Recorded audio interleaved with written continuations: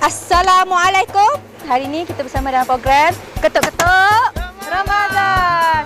Syukur Alhamdulillah. Pada hari ini kita akan bersama dengan Syahir. Kak, Assalamualaikum Kak. Salam. Mana awak hilang ni? Ada tu Kak. Saya sorok belakang pokok tu Kak. Berhati akak dia jauh je. Janganlah perhati dia jauh, malulah kita.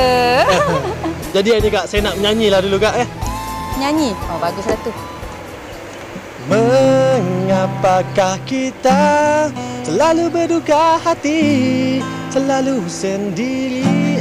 Kita chorus terus Okey, biar. Melepaskanmu. Dah, Syahir. Dah. Ketuk. Dah, stop.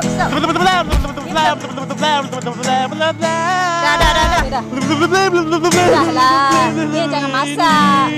Okey lah Kak. Okey. Maafkan saya Kak, sak Kak. Okey, ini nak masak apa? Okey, kita ada sirap, kita ada bandung, kita ada ais, kuali, cengkodok. Tapi hari ni Syahir nak masak lain.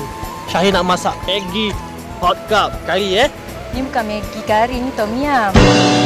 Apalah kau ni? Saya tahulah, saya uji akak je. Hei, hak Allah mu ni. Bang banyak ni. Nak mana? Akak Sheila. Kita masak Maggi macam mak kita masak asam pedas. Mak Sheila masak asam pedas sedap kan? Tapi kalau mak boleh masak sedap tak? Tak kan?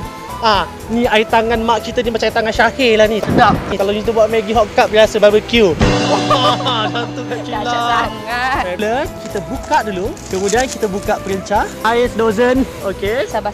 Dah letak atas kuali, kita panaskan selama 5 minit. Jadi Kak, itu je lah sebab kita tunggu ni. Saya nak tanya Kak, apa khabar Kak? Dah masak Kak. Allah.